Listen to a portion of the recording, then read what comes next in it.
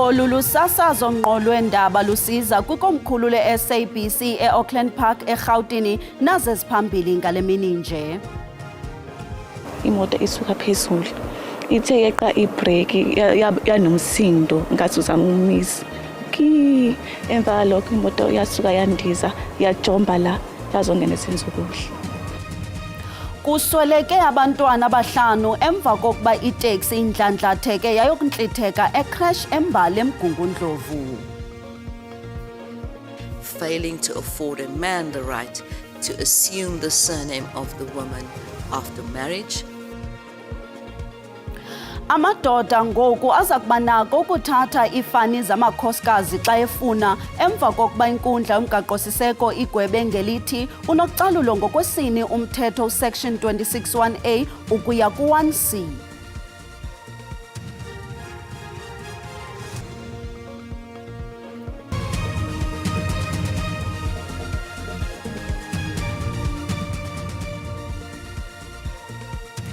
Molweni emakhaya, singonondaba belijelo losasazo sesilungele ukuniphakela kuvimba weendaba zanamhlanje ngokukhawuleza masingene emxholweni. Kubhubhe abantwana abahlanu kwicrash eseMbali eMgungundlovu emva kokuba iteksi indlandlatheke yayokuntlitheka kule crash abali-11 bafumene umonzakalo. Kukholeleka ukuba umqhubi wale teksi uphulukene nolawulo lwayo phambi kokuba iphambukele endleleni iyokuntlitheka kwesi sikolo. Amaxhoba phakathi kweminyaka 9 ukuya kwi-11 ubudala. Ngoku ke siqhagamshelana nentatheli yethu uMlondi Rhadebe olandela elinqaku. Mlondi, siyakwamkela. Andifuni nokuyicinga inoba into eyenzekayo kubazali kanye ngeli xesha lasemini nje xa beza kufumana ezi ndaba. Khasosa usixelela injani imeko apho?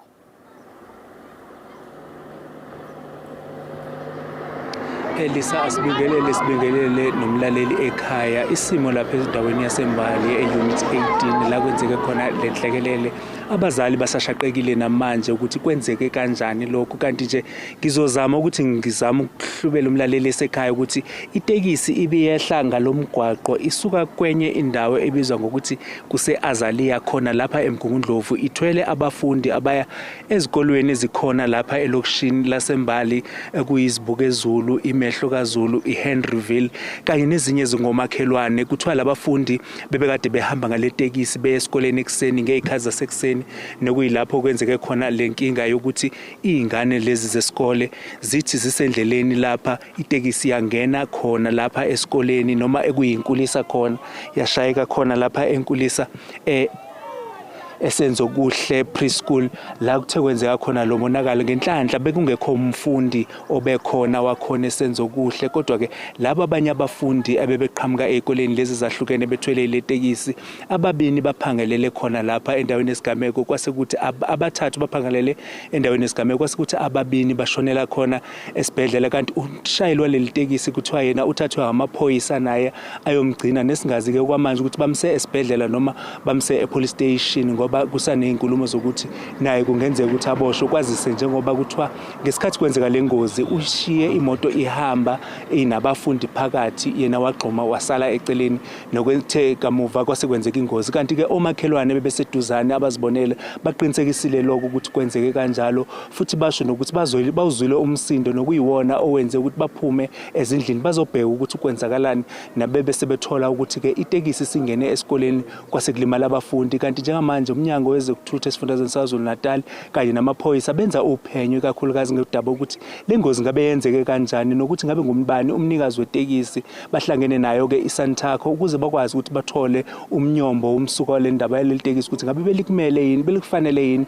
ukuthi libe sesimeni sokuba semgaqweni noma ngabe belingakufanele. Asibuyisele izintambo ngakuwe studio.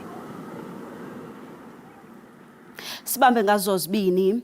Inkundla yomgaqo-siseko igwebe ngelithi umhlathi wama-26 womthetho wokubhaliswa kokuzalwa nokusweleka ukho mgaqweni ngelithi udlela indlala ngokwesini kuba unganika amadoda ilungelo lokusebenzisa iifani zamakhosikazi awo emva kokutshata. Esi sigwebo seyona nkundla iphezulu kweli siwiswe ngale ntsasa kwikomkhulu lale nkundla iConstitutional Hill eBramfontein eRhawutini. Esisigwebo silandela isicelo besifakwe nguYana Jordan noHenry van der Merwe kunye noJess Donnelly Borman noAndreas Nicholas Borman abanqawuza baya kumangala kwenkundla yomgaqo seko ngoMatshi walonyaka bekhwiniswa ngulomhlathi usection 26 in bracket 1 A ukuya ku-C ukubhaliswa kokuzalwa nokufa. Umnumzana van der Merwe wakhwina emva kokungavunyelwa atshintshe ifana asebenzise yomkakhe unkosikazi Jordan lokama umnumzana Bortman engazange avunyelwa xananaza asebenzise ifani yakhe eyidibanise nenkosikazi yakhe uDonnelly. Esi sigwebo sithetha ukuba amadoda analo ngoku ilungelo lokusebenzisa ifani zamakhosikazi awo xa ifuna. Section 26(1)A to C of the Births and Deaths Registration Act 51 of 1992 is declared unconstitutional to the extent that, in violation of Section 9(1) of the Constitution, it violates irrationally on the ground of gender, and to the extent that, in violation of Section 9(3) of the Constitution, it unfairly discriminates on the ground of gender by failing to afford a woman the right to have her spouse assume her surname, failing to afford a man the right to assume the surname of the woman after marriage. Ukanti isele senyathi kwimpilo yemvelo ugqirha nokuzola Mndende sithi ngumhlola lo wesisigwebo ngokwesintu kuba ngabasetyhini bendayo hayi amadoda. This is not meant for the Africans, that judgment.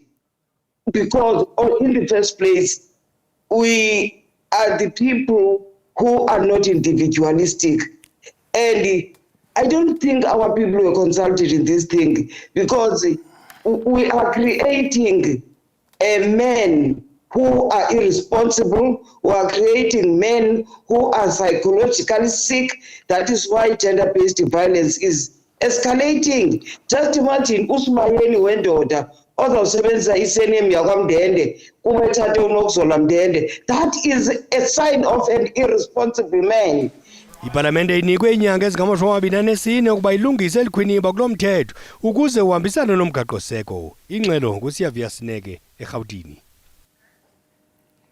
Isidlwengu uThabo Bester noGqirha Nandipha Magudumana kwisicelo sabo esingxamisekileyo kwinkundla ephakamileyo yasePitoli bafuna ukuthintela iNetflix ingadlali uthotho lwenkqubo-mbaliso iBeauty and the Bester. Le nkqubo-mbaliso nejongwe ngabomvu kulindeleke ukuba idlale isigaba sayo sokuqala ngomso.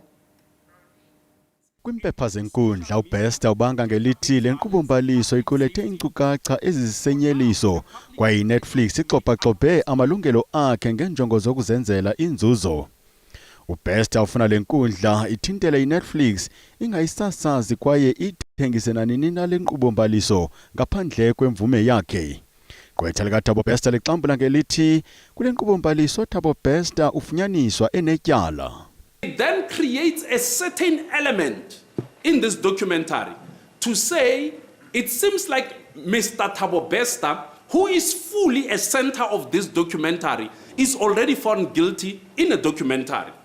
And why am I saying this documentary is still about Mr. Bester? Because they say the Beauty and the Bester. Who is Bester? Is Thabo Bester. Now we know the phrase Beauty and the Beast from one of the old movies. Now the Beast no longer exists. Who exists? The Beast has been replaced by Bester. Naye uMagudumana kwisicelo sakhe esingxamisekileyo ufuna le nkundla ithintele ukupapashwa kwale nkqubo-mbaliso esithi inyasha amalungelo akhe kwinkqubo yetyala esulungekileyo nesidima sakhe. In terms of that problematic contractual clause, there's no due cause for Dr. Magudumana. It doesn't exist. It can only exist if this court intervene on an agent basis. That due cause will never ever exist. She will not enjoy. Unlike in the Thabo Bester matter, there's no any bar can invoke Section 35. Dr. Magudumana can't. She's at the pocket of Netflix. Kuleke inkundla ithathe isigqibo esikhawulezileyo ngalenyewe kungekudala. Esesibini uBester noMagudumana siseluvalelweni sityhola ngokupheka ukhwesha kukaBester eziseleni ngo-2022. Ityala labo kulindleke liqale ngoNovemba. Obebhala kwiindaba ze-SABC, Ndingundimphiwe Gift Nongqotho, ndiseRhawutini.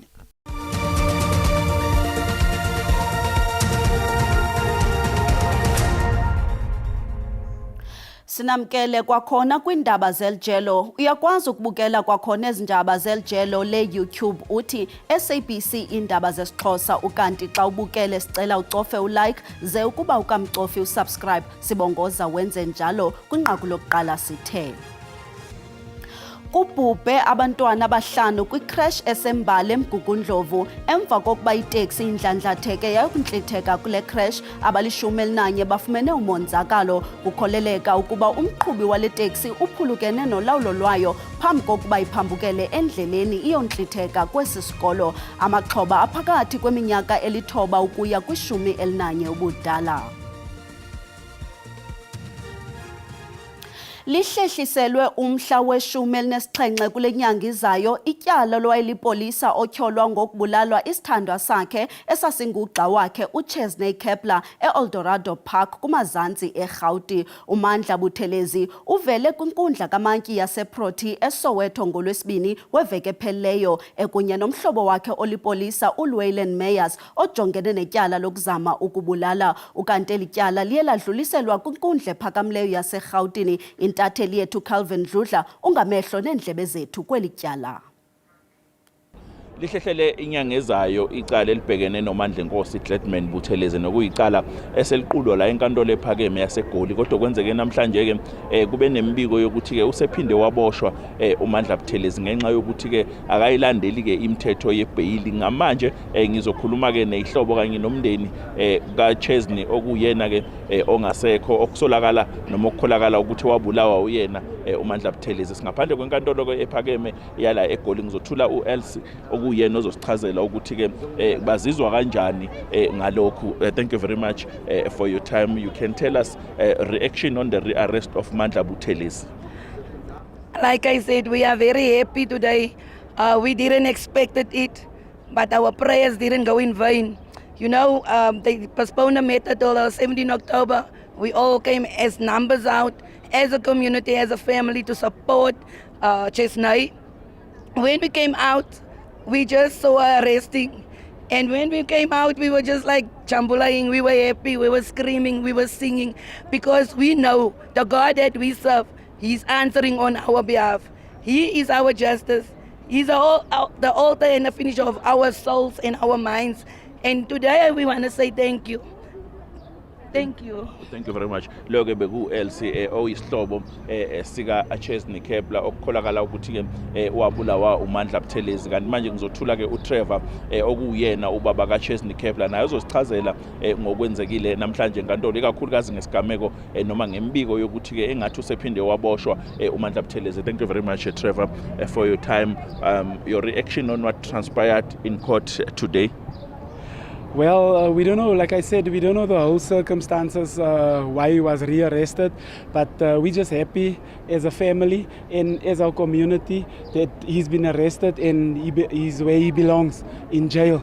Ke bekuTrevor ubaba kaChesney Kepler uzokhumbula ukuthi kunembiko noma insolo ezithi ke wabulawa uMandla Nkosi Gladman Buthelezi njengoba bese ngishilo ukuthi ke uboshiwe futhi ke uMandla Nkosi Gladman Buthelezi ngenxa yokuthi ke kuthiwa ke usebhekene nelinye icala ke lokusabisa ofakazi. Kanti ke sike sezwa nokuthi ke kwakuwayinikezwe umbandela wokuthi avele ekamla amaphoyisa laseProtea ukuze ke yosayina, kodwa kuthiwa kazange aze akwenze lokho. Kwisizozama ukuxhumana ke nabathile abazosichazela kabanzi ukuthi ke kuthini kuboshwa kwakhe nanokuthi yini elindelekile ukusuka manje. Igama lami nguCalvin wakwaDludla ngaphandle kwenkantolo ephakeme yaseGoli.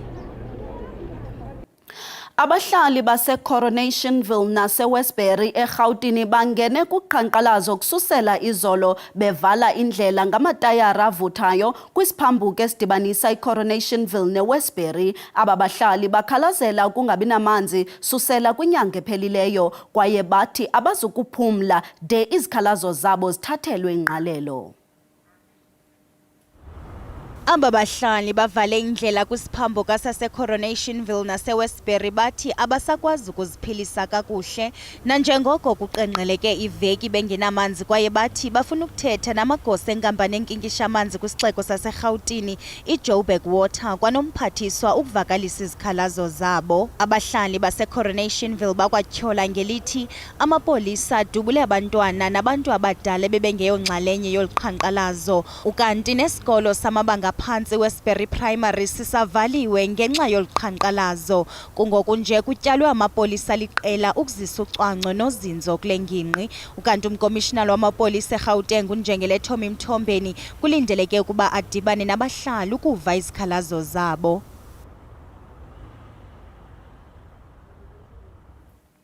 Iqiza lebhunga loMzantsi Afrika leteksi eMpuma Koloni lithi liza kuthatha amanyathelo omthetho ngakwisebe lezothutho malunga nokungahlawulwa lwemali yenkqubo yothutho labafundi iScholar Transport ngelasemzini. ISANTACO ibe nentlanganiso nomphathiswa wezothutho eMpuma Koloni uMnumzana Xolile Nqatha eMonti ngelokushukuxa indima yeSANTACO kweli phondo.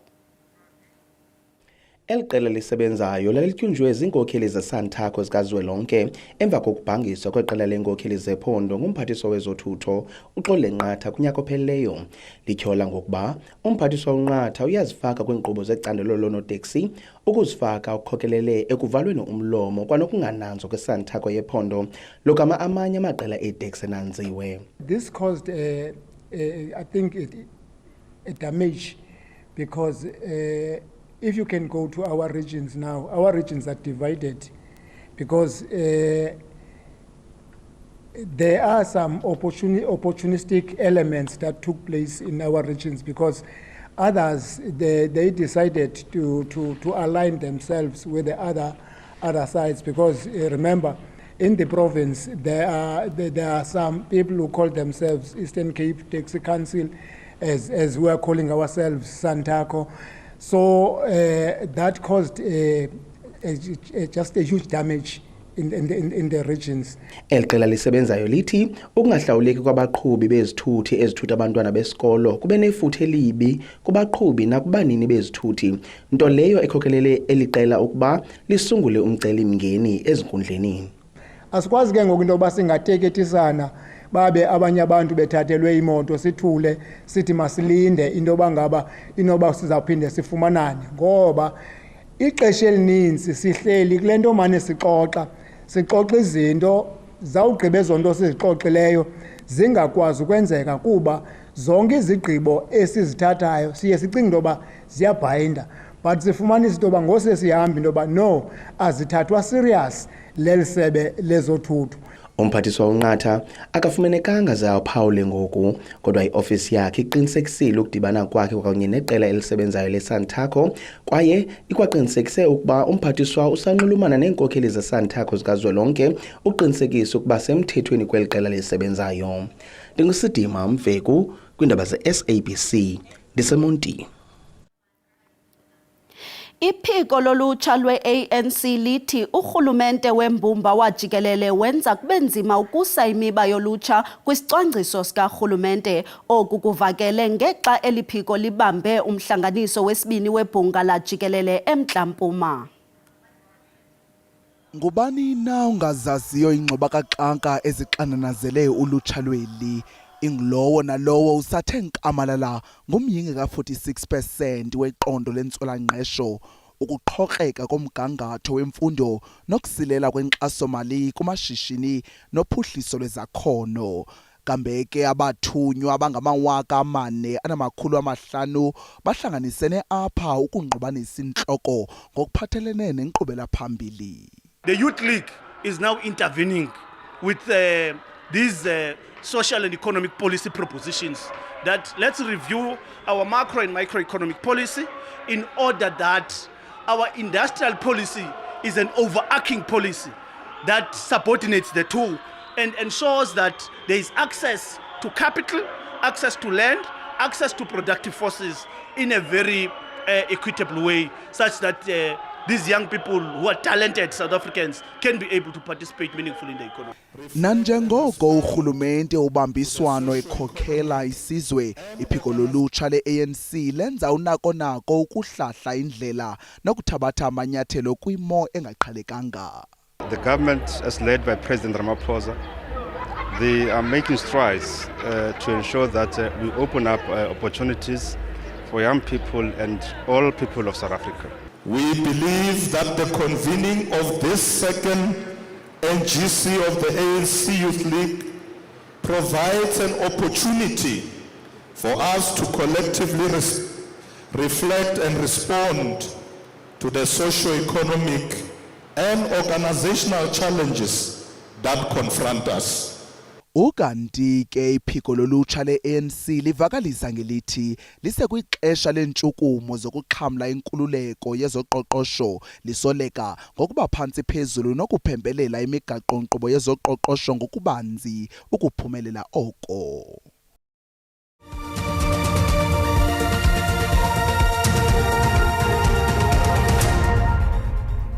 Kwezemidlalo, iqela lamabhokobhoko lamanina sele likuphumezile oko belikunyeke ukukuphumeza ukufikelela kwikota finals etumente yendebe yehlabathi yamanina eNgilane kungoko liza kubheka kwi-playoff ne-Black Ferns eNew Zealand eSandy Park ngomgqibelo lingenadyudyu lokubethwa ngumdlalo eza kuba nzima ukuba liwuphumelele.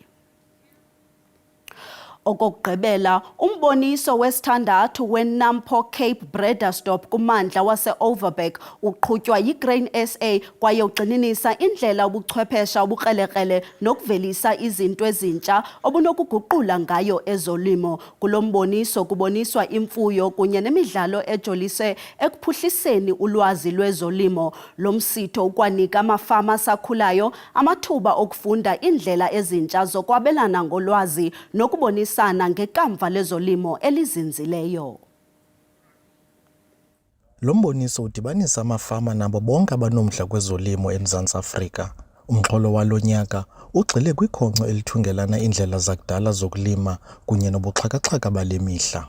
So it is very, very important to use artificial intelligence, computers and new ways of preparing our soil, analyzes our soil and use new implements. Nangona ezi zixhobo zityabula epokothweni kodwa zilulutho ekambeni kwethuba kuba ziphucula indlela zokuvuna logama zinyusa izinga lemveliso. The cost of fuel, you must see where you can save, so that improves things a lot. So with this header, there's really a fuel saving cost with the even flow of the material and all the grain you can get onto the belts with no waste. Lo mboniso unika abathabathi nxaxheba iqonga lokufuthelana ngolwazi. It's critical for us to have these type of engagements, and AgriWestern Cape is very proud to be involved. We're quite busy here at our stall currently. INampo Cape ikwadlala indima ekufunquleni uqoqosho lwale ngingqi ngokutsala iindwendwe ezisuka kulo lonke eli. Kwiindaba ze-SABC ndingusiphiwe Wobasi eBredasdorp. Siphelile mawethu ezelixesha ezilandelayo ziyabuya pha ngentsimbi yesixhenxe. Kamnandi mawethu.